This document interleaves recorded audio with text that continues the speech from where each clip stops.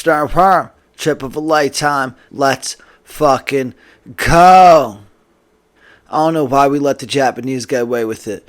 You go to any dingy Chinese buffet in Jersey and there's unlimited crab legs everywhere, real crab. Yet every time I go to a Japanese restaurant, they have the audacity to serve imitation crab meat. And then the other day I went to Water Ice's spot and they have a mint chocolate chip flavor, but it's called Scoop Froggy Frog. I don't know why places do that to us, so I had to order it like, can I get a large Scoop Froggy Frog, please?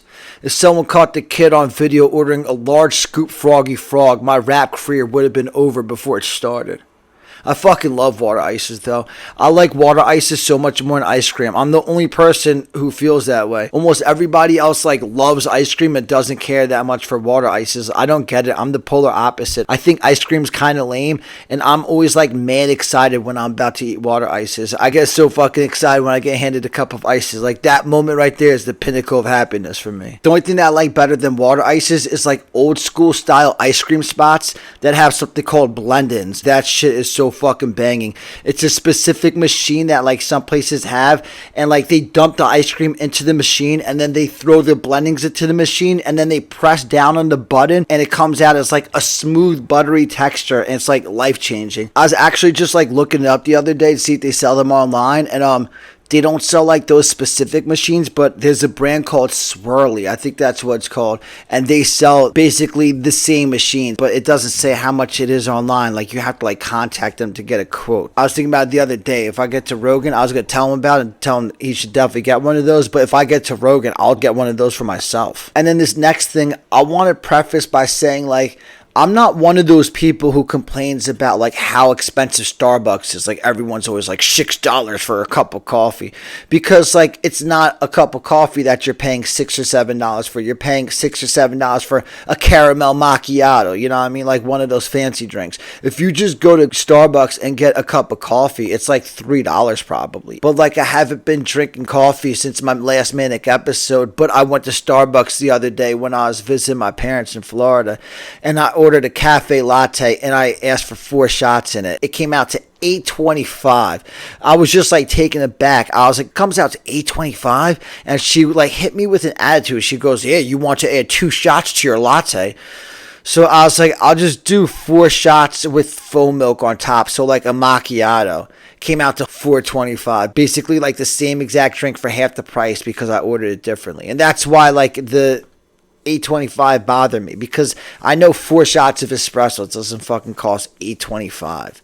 Don't they fucking know I'm struggling artist out this bitch? Me and Rogan are up on all the same food spots. I know he fucks with Lynn's, which is an Asian restaurant right by my apartment. They're known for their soup dumplings, and when they bring it out, they ask if you've ever eaten it before, because like if it's your first time, then they give you instructions on how to properly eat them. So once when the guy was dropping them off, he knows where I am because I'm like always in there. So instead of asking me if I've ever eaten them, he goes, I know you're a master at eating these. I just want to be like, dude, you don't have to go through your spiel, but I don't know what the fuck I'm doing with this shit. I'm most likely the sloppiest soup dumpling eater in the history of the universe. By nature, I just do everything totally wrong. It's like shocking to witness from my vantage point. But if I ever do reach Rogan and I get him to come to my apartment and be a guest on this podcast right here, I figured the way I could show my gratitude to him is by treating him to dinner at Lynn's after we record. And not long ago, I saw a clip of, I think it was Sage Steele interviewing Dana White, and she got like all dramatic. She put her hand on his armrest and she goes, so what makes Joe Rogan tick? And Dana White got all confused. He was like, what makes Joe Rogan tick? And then there was a brief pause, and she was like, Dana White, what makes Dana White tick? And like now knowing what I know about Dana White, like who knows, it may have been staged the whole time, but it was mad strange.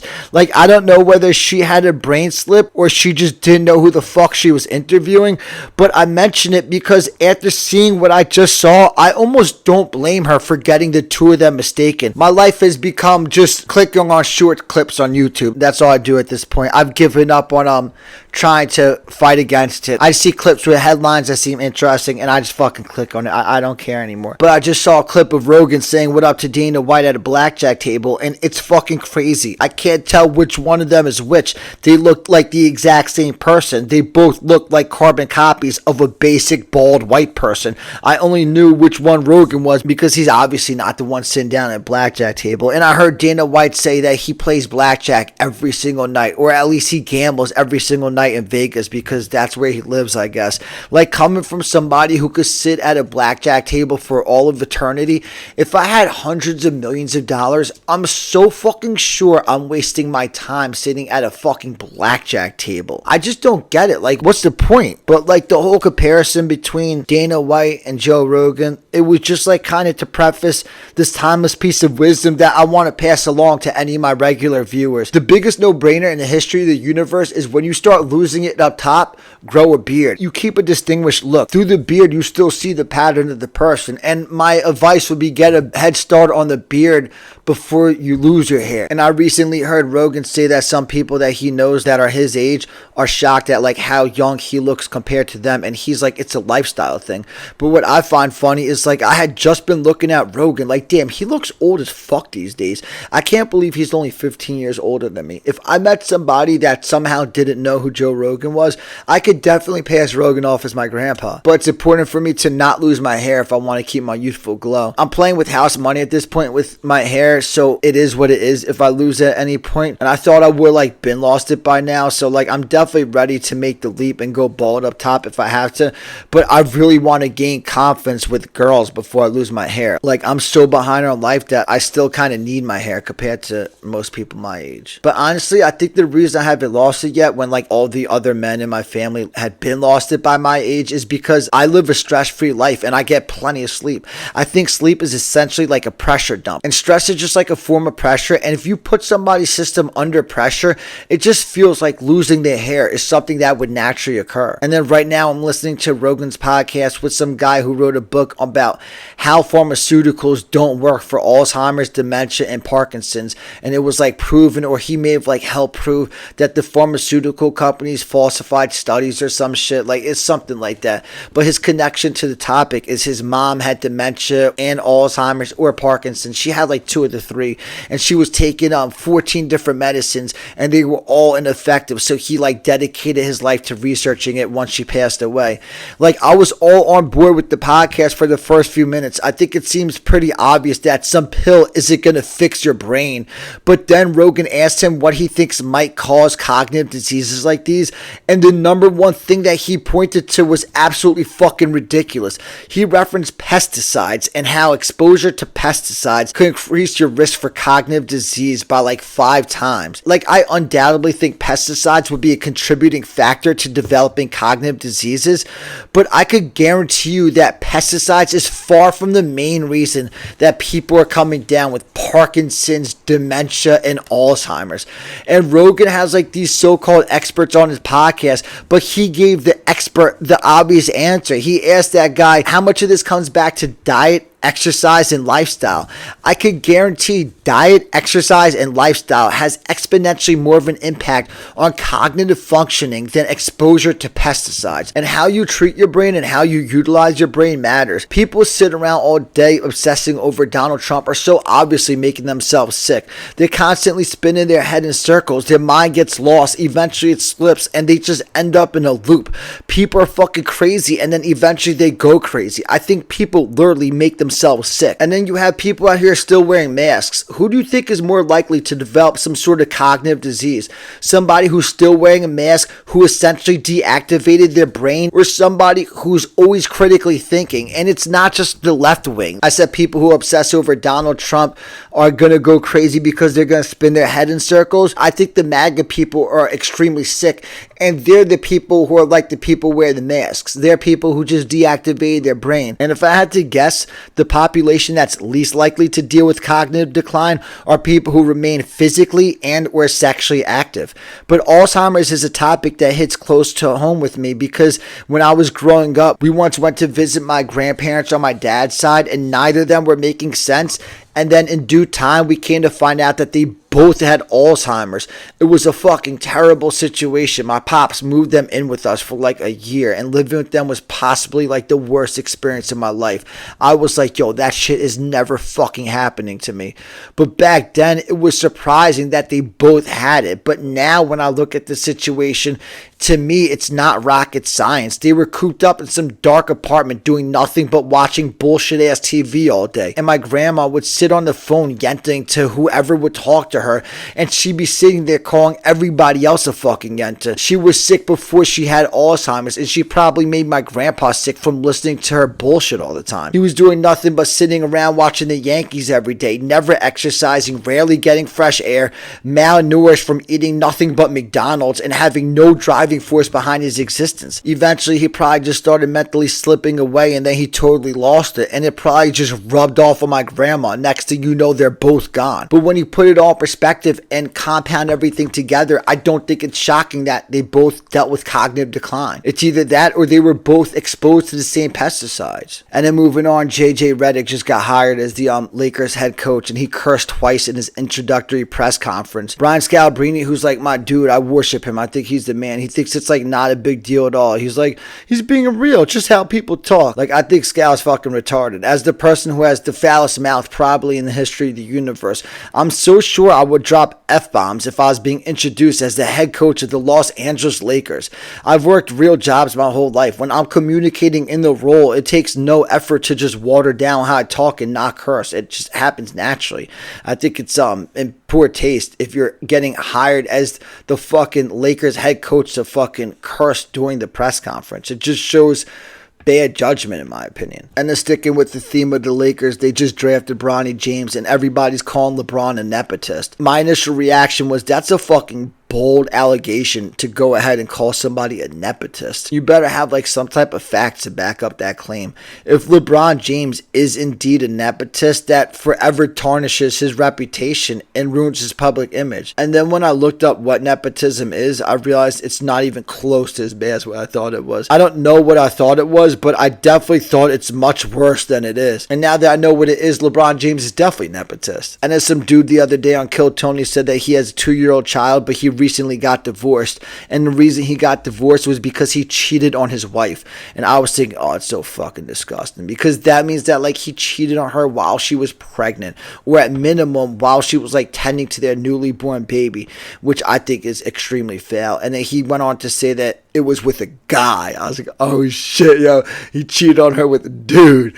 But since then, all he's been doing is getting devoured in cock. And he's Middle Eastern, and he goes, I didn't know this was a thing, but apparently guys have a fetish of coming on turbans.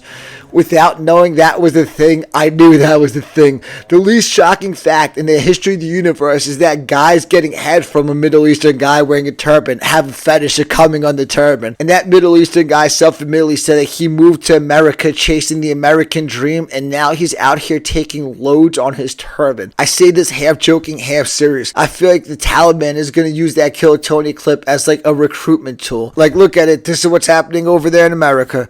And no offense to that guy, he probably like regretted saying that instantly, but if I was his parents, I'd be ashamed of that clip. It's like, do whatever the fuck you want in your personal life and be honest about who you are publicly.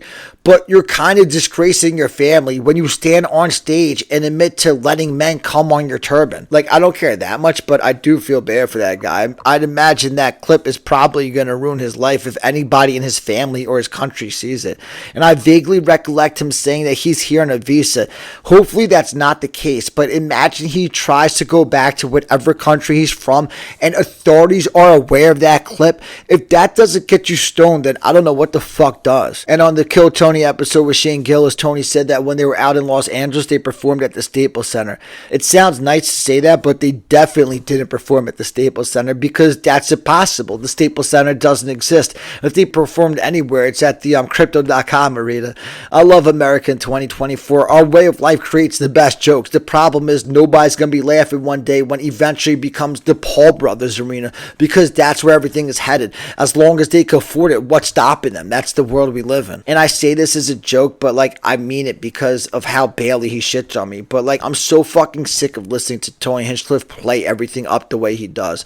And right now he's riding a high off of Tom Brady's roast, and I guess Drew Bledsoe gave him like a case of his wine. And opened up a recent episode of Kill Tony, he was like, I'm not a big wine guy, but Drew Bledsoe gave me a case of his wine, and let me tell you. Like, he's so fucking full of shit. And I'm not necessarily saying he's lying, but coming from somebody who also isn't a wine guy, wine is wine. And I know from experience, when you have a bottle of nice wine that you're like kind of excited to crack open, and you do so for a special occasion or to savor a moment, then the wine just like hits different. Specifically like the first glass. In that moment, that glass of wine probably actually does taste better. But like I said, if you're not a wine guy, then wine is wine, and it's as simple as that. I'm so sure Tony Hinchcliffe isn't a wine guy, but Drew Bledsoe concocted the perfect balanced glass of wine that even stands out to people who aren't traditionally wine drinkers. Like, cut me a fucking break. Let me fucking pause this podcast while I go throw up in the bathroom real quick. But if you put 5 glasses of wine in front of Tony Hinchcliffe and he did a taste test, my assumption is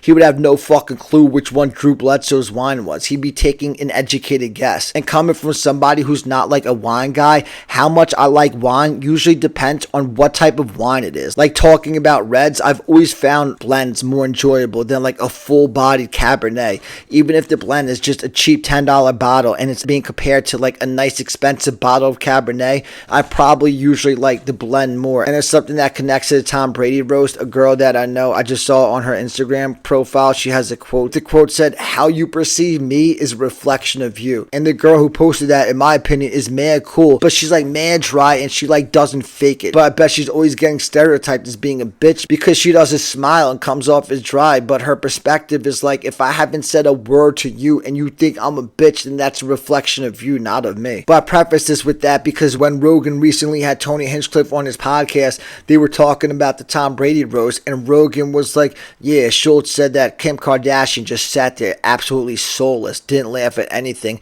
and just had a blank stare the whole time. And Tony's response was just like, I didn't know, I looked like she was laughing to me.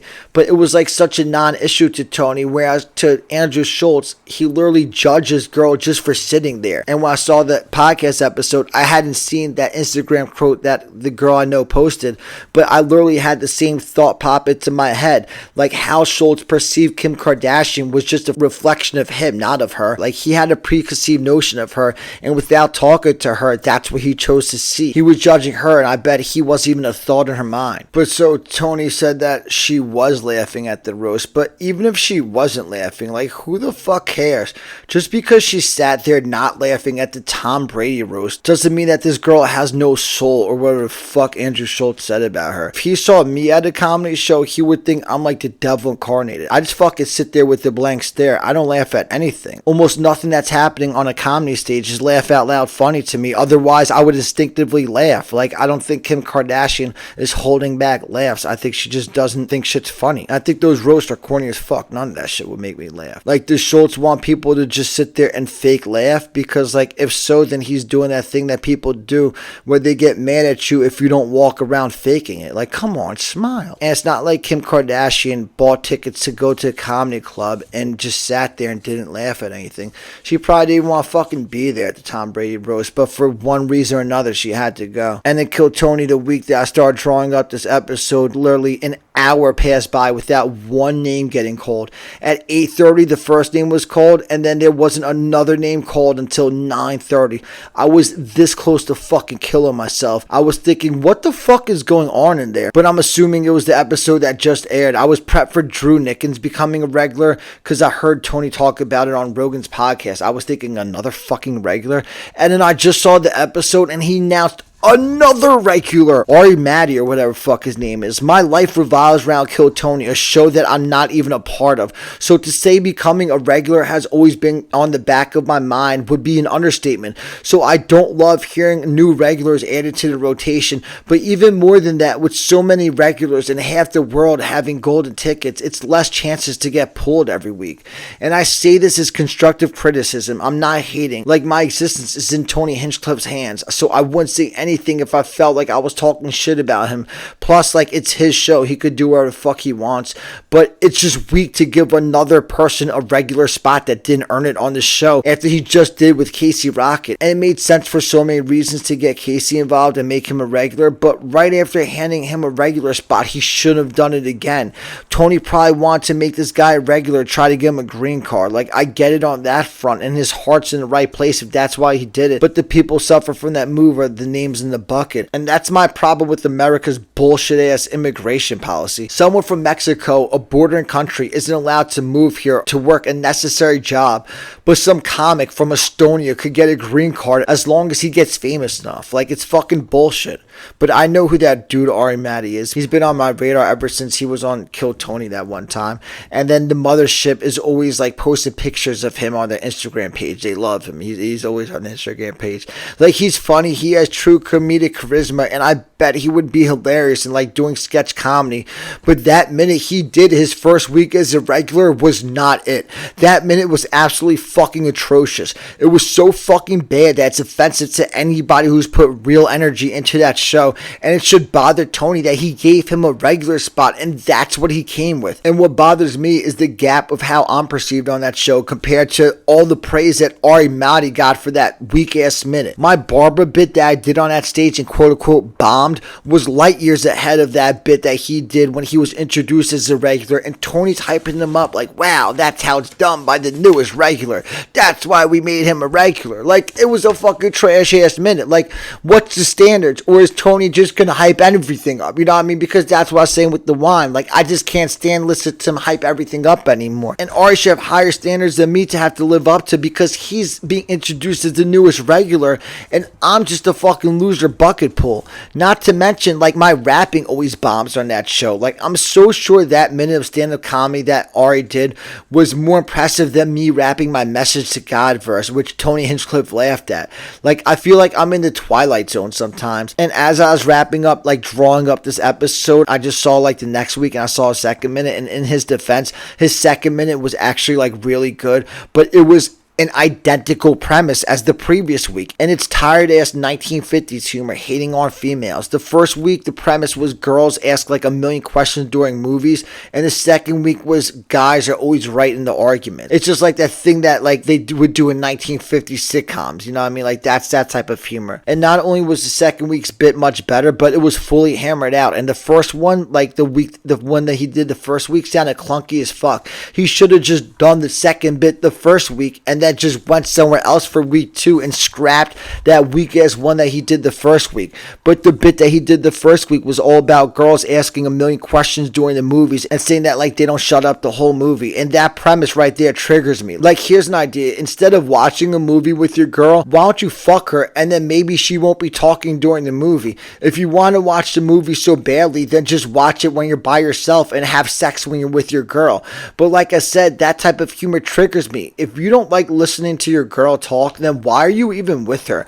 And it's different with like an old lady, but if a girl has sexual power over me, I love listening to her talk. I could sit around all day listening to her talk. Whatever girl I like sexually is the person I want to listen to talk. If I don't want to talk to her, then who the fuck do I want to talk to? In either the previous episode or maybe even that same episode, there was a bucket pool of a girl who was like a sex counselor. So Tony asked her if she could give one piece of sexual advice, what would it be? And she said basically just communication. And I was like nodding my head in agreement, smiling, because like that's exactly what I was talking about on the Porn Vision episode. In my opinion, open communication is the key to hookups. When there's communication, the girl could just tell you what you're doing wrong and guide you. And when there's no communication, then that's when the girl just fakes it. When there's open communication, you could tell each other what you like and what you don't like. And when there's no communication, that's when you're just throwing darts. Lack of communication creates a disconnect, whereas open communication makes for a totally connected hookup. But when that girl gave the answer of like communication as her advice for hooking up, Tony like totally scoffed at her and did like a little bit like, that's great advice, let's just talk as if girls don't already talk enough. Exactly what I want to hear during sex. A girl's voice. Yep. Like, I couldn't disagree more. If I think a girl is hot, then I think her voice is arousing. I want to hear it during a hookup, and I think it's such a fucking turn on if you're hooking up with a girl and she verbally tells you what she wants you to do to her. What's hotter than a girl saying, "Lay down so I could rub my pussy against your mouth." Would you rather hear that or silence? And just to put a cap on the Kill Tony talk, when I heard Drew Nickens became a regular, I was thinking something similar to what Tony did, like rotate the regulars. But the way it's all set up now, it sets up for 4 regulars, plus a golden ticket winner on a lot of episodes, which really compromises the bucket odds, but like it is what it is. I think it would be perfect though if he opened the show with the regular and closed with the regular, and then had 2 wild card spots in the middle every week for like part-time regulars, golden ticket winners, or like a spot that he hands to somebody in the bucket, maybe somebody who made a memorable impression like the previous week and he wants to see like more of them or something. Or like every few weeks before the show starts, he skims through the bucket and like finds a name of somebody who's been part of the show but hasn't gotten up in a while, because that would incentivize people who have gotten up a few times and like made marks in the show, on the show, people who like Tony and the audience really liked. It would incentivize them to remain part of the show. People like Genevieve, Molly Viva, and like Michael Malamat or whatever his name is, and like a host of others who all like made a lasting impression, but then they just disappeared, because like once somebody kind of squeezes all the juice out, it's not really worth it to go up there every Monday, because the odds of getting picked are so slim. So it's kind of like it feels like a waste of time. But if they could count on periodically getting a spot, then they're more likely to just keep signing up every Monday night and just remain part of the show. Like they just make signing up for Kill Tony a staple in their life for the time being. And like, here's what's obvious from my vantage point that Tony doesn't see. A full-time regular spot should only last a year. The full-time regular spot is so fucking stale after about a year. I don't care if it's David fucking Chappelle. Once I've seen him 50 weeks in a row, I've seen enough. And if there was 2 wildcard slots every week, then that's where full-time regulars could slide into once the year's up. But it's Tony Hinchcliffe's show. He runs Kill Tony and I run the Trip of a Lifetime podcast. We each get to make decisions for our individual shows. He gets about 1.5 million clicks an episode and I get about 10 to 15. And then moving on, historically my YouTube algorithm mostly consists of dudes getting knocked out, but now it's half that and half porn content, specifically Gianna Dior. I can't get that fucking slut out of my feed. But I just saw a video titled Gianna opens up about her battle with paralysis. I was like, ew, this bitch has fucking paralysis? What the fuck even is paralysis? Apparently that's what's called when you're paralyzed. A few years ago, she said she woke up one day and she was randomly paralyzed. Like she couldn't move half her body or some shit. Like that's fucking crazy. That's some scary ass shit. She said it was caused by a vitamin B deficiency. That means that fucking bitch is like depleted of energy. No offense to the handicap community, but that is kind of gross that she has paralysis. But if she's willing to fuck with the kid, then I guess I could get past it. If she's down for this, I got no choice. At this point, I'll fully commit to her as being my special one. I can't back out now just because she's crippled. And if her personal life is totally vacant and she's down to fuck with me, my new idea is instead of getting an Airbnb, if she'll let me, I just want to stay at her apartment. It's like the most ridiculous shit in the history of the universe to ask some girl who I've never met if I could sleep over her apartment for a couple weeks. But if she's down to fuck with me and kind of open to the idea of me staying with her, then I'm so trying to make this shit happen. Like if I'm lame sexually and I'm dead weight, then I'll just book a flight home and I'll get out of her way. But assuming we have sexual chemistry, this might go down as the most fun sleepover in the history of the universe. Obviously, like staying with her would be clutch to save money on an Airbnb. But even more than that, the reason I want to do it is because I want to totally get on the same frequency as her. If I'm staying with her, then there's no pressure on going over to her place and having a lot of time to make it happen. I'm just there. And social settings totally diffuse my arousal, but if I'm just there, then at some point I'm gonna get horny, and I know she'll let me like openly jerk off. So if I'm just like jerking off on her couch, and I could just like go into her room and use her as material, and I'll just like ease into feeling sexual around her. And if I'm just chilling and jerking off, then we could seamlessly transition into hooking up, because if we're both masturbating on our own, then we could basically meet in the middle when we're both already turned on.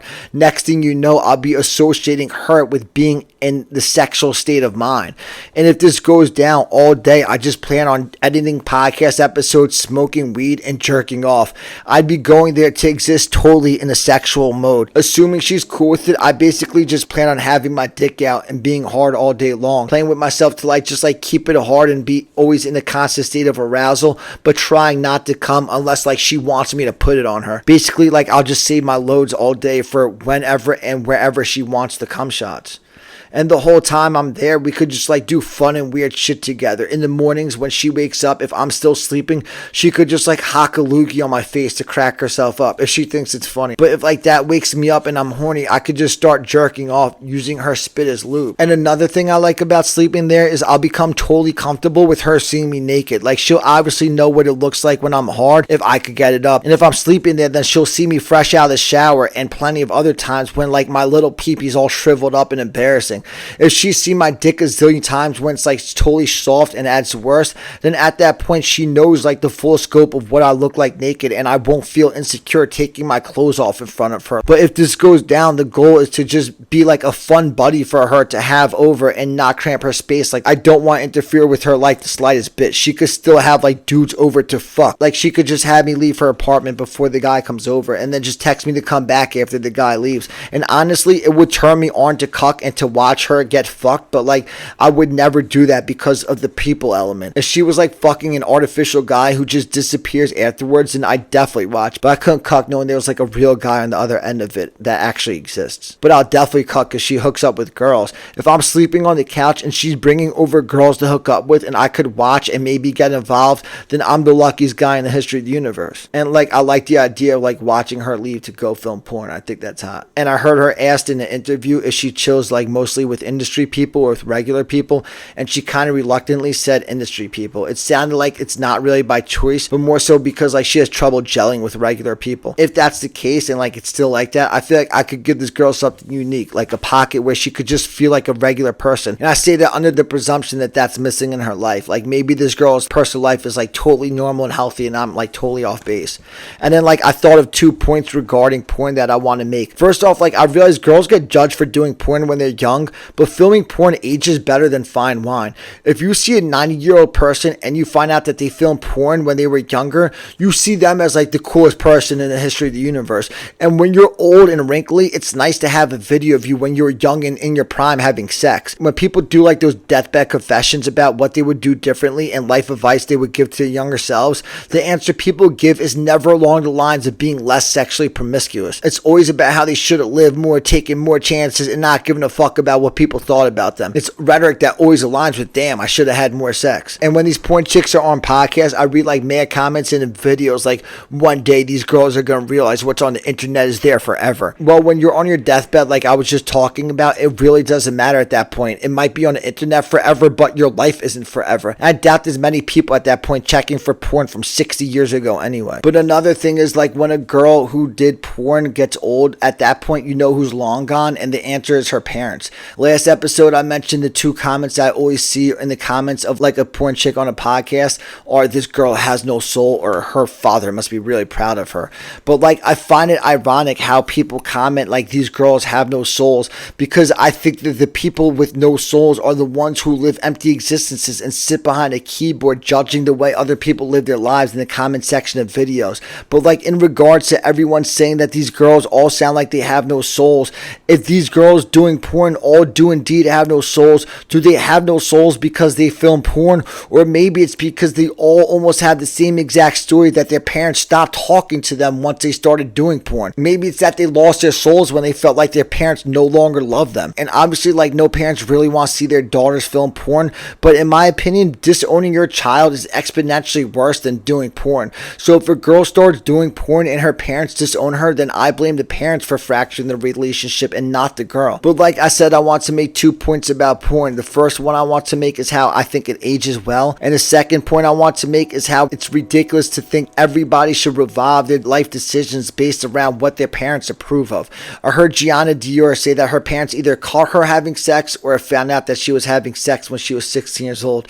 A little fucking slut. But because of that, her dad tried checking her into a mental institution. No offense to her, but her father's clearly a sick human being. She would stunt her growth as a person if she lived her life only in a way that her dad approves of. And after they caught her having sex or whatever, her mom started calling her a slut. Like if I was her, I would start doing porn just to spite my mom. As long as they're not victimizing others, and everybody should have the right to live their lives however the fuck they want. And I just saw a video where like an NBA player hooked up with a porn chick and was quoted as calling her the throat goat. Nothing embodies what I hate about our hookup culture more than that right there.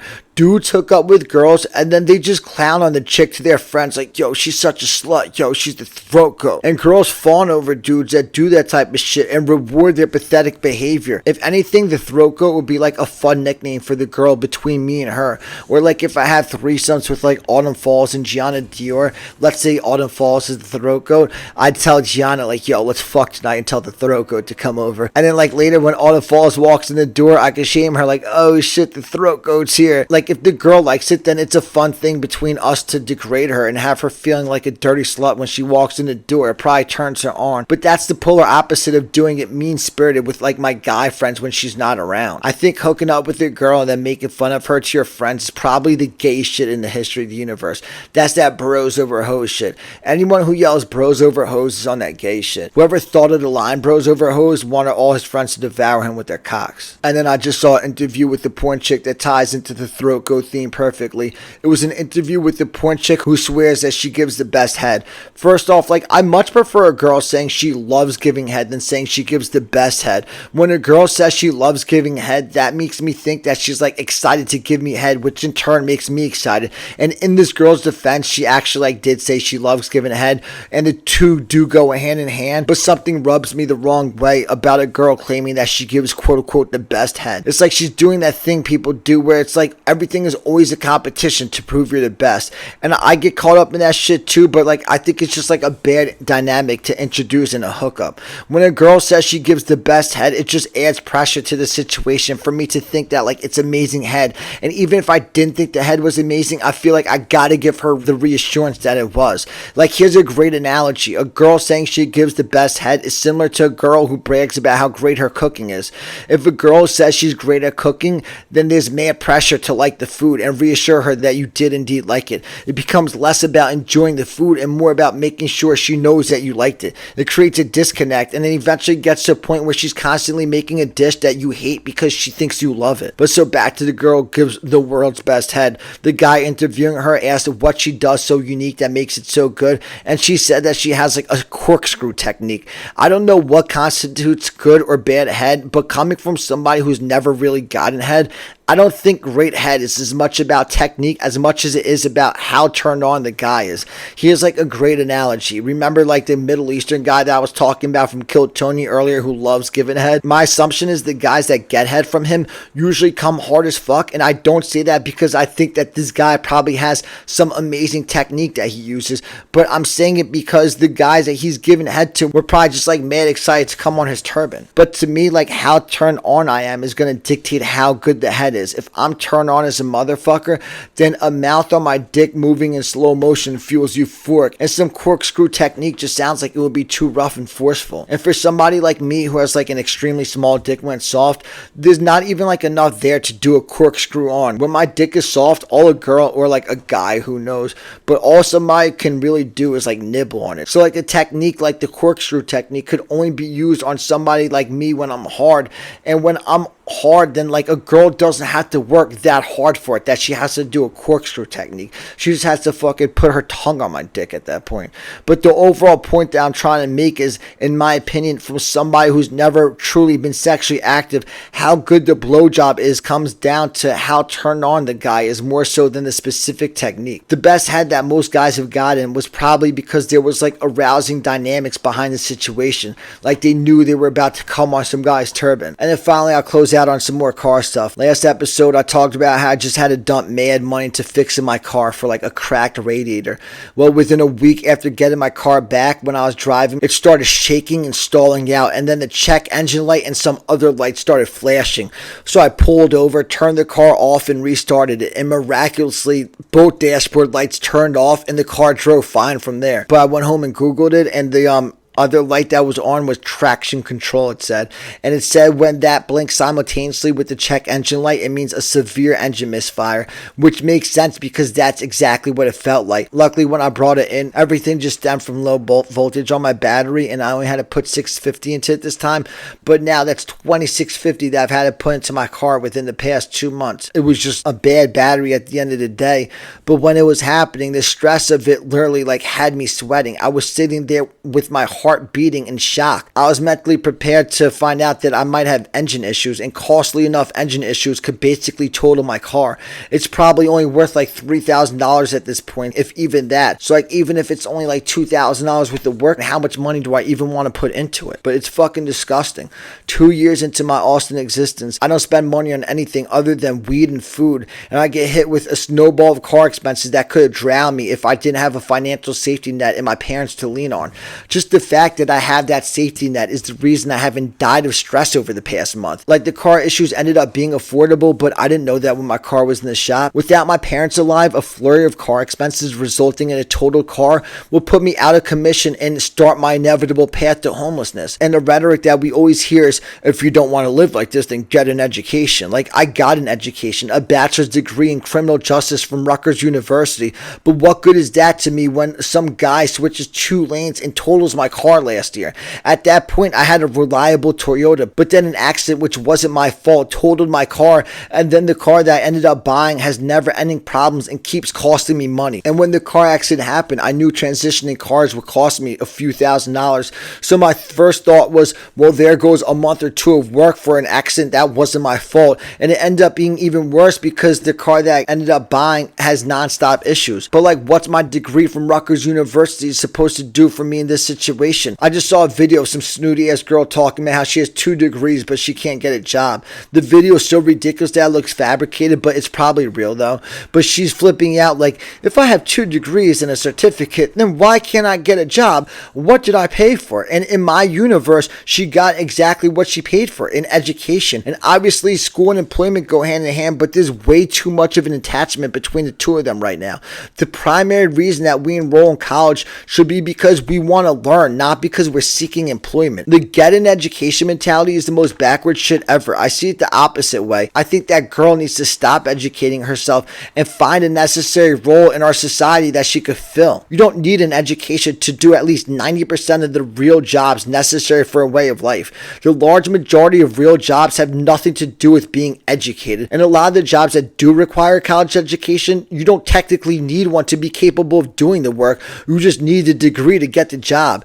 We need willing workers, not necessarily educated people. And in a well-run society, anyone working full-time hours contributing necessary work shouldn't have any issues covering their cost of living. And I get it, if somebody's working for a company that can't afford to pay them a livable wage, then there's nothing that could be done. But what bothers me is like, people don't see it as whether or not the company could afford to pay the employee a livable wage. People get mad at the employees for thinking they're entitled to livable wages. That's when they come in with, if you want a livable wage, then get an education. Like, it just comes down to that you should want anybody who's working a necessary job to make a livable wage, because it's vile to want anything otherwise, but also because even though the individual employees are expendable, at a macro level, you need this labor force to live your way of life. So you need them to be able to cover the cost of living so that they could keep doing the job that you rely on them for. It's in everybody's best interest if everybody who's working a real job stays afloat so that they could continue to do their labor. And I just saw a vile video of Whoopi Goldberg,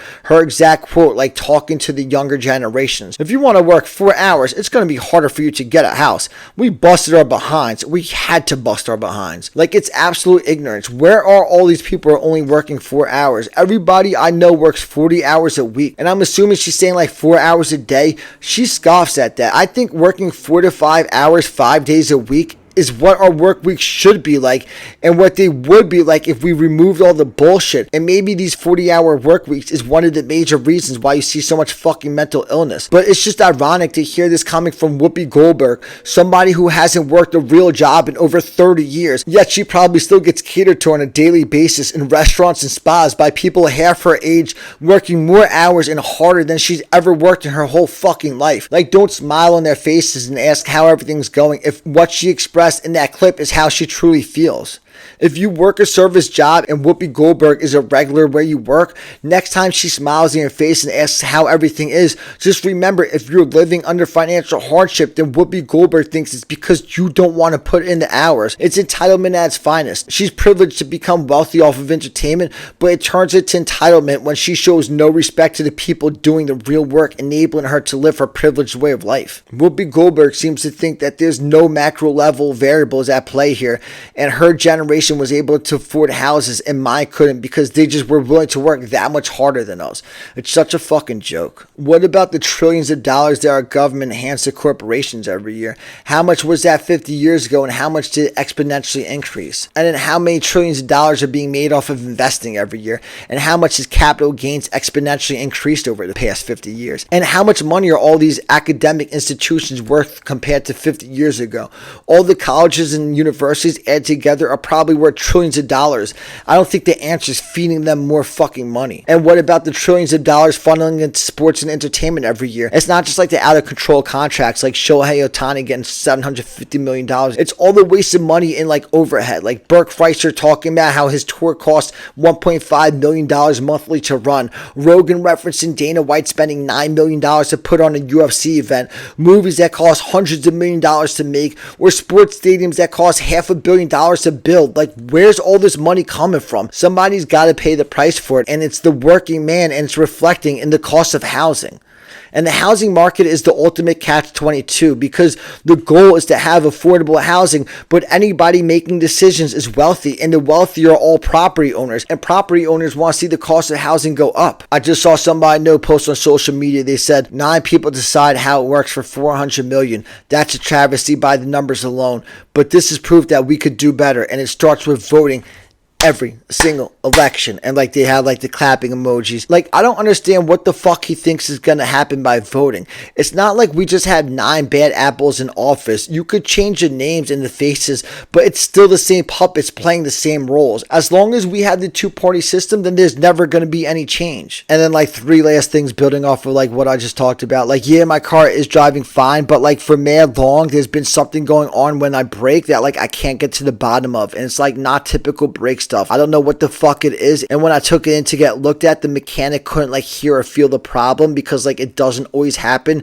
and they said they weren't experiencing it, so like they couldn't diagnose it. But like when it starts, it happens every time I brake. I don't know what the fuck causes it that has it coming in and out, but when it happens, it feels and sounds like my brakes are stuck in water. I fucking hate it, and every time I feel it in my foot, it's a reminder to myself for how much I fucking hate my life. And then the next point is, what's funny about Whoopi Goldberg blaming people's financial hardships on their laziness is my laziness gravitated me to a job that allows me to be lazier than ever. My life is a fucking joke right now. I do nothing. All I do is deliver food. Some days throughout the course of the day, I'll take 3 naps and still on that day somehow make $150 on a day at work. I used to have to work hard as fuck just to make comparable money at the Cheesecake Factory. But what I find funny about the whole nobody wants to work, everybody just wants to be lazy rhetoric is I'm like exactly who they're talking about. I'm the lazy sack of shit in the history of the universe, yet I still work a full-time job and put more time and energy into my podcast than the large majority of successful podcasters who sit around talking about how hard of workers they all are. The line between laziness and working hard is more blurred than ever. And then like finally I'm gonna close the podcast on this. Last episode I went on a rant about how I had 2 grocery deliveries to a house who had like 2 people living in it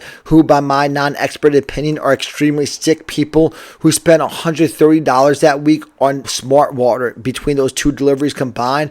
Well, this week I had another delivery to the house, and this time they spent $103 on smart water. This is the receipt for them. The grocery order came out to almost $200. They spent $103 on smart water, $34 on Gatorade, $34 on prepackaged deli meat, and $14 on lemons and apples. Like, this can't be what these 2 people are surviving off of weekly. They gotta be getting more groceries. Who knows how much these people are spending on groceries every week, and God knows how much they're spending on whatever else. And one could only question where they're getting the money from, because judging from what I saw, I highly doubt that either of them do any type of real work, yet they live in the house and are presumably homeowners. You don't have an emergence of financial pressure because the younger generation is lazy. It's because there's a reciprocal balance to this household where the millions of people living just like them who are living off of some type of inheritance that somehow they got. Or I heard Kid Rock the other day on Rogan's podcast talking about how he's building a mansion. It's a 2-bedroom mansion with an elevator and gold-plated bathroom. If you think that nobody's paying for that, then I don't know what to tell you. And financial pressure is not inherent in life. It doesn't have to exist. It's created by our abundance of bullshit. But financial pressure is inevitable when retards like Joe Rogan get to see money as fun coupons.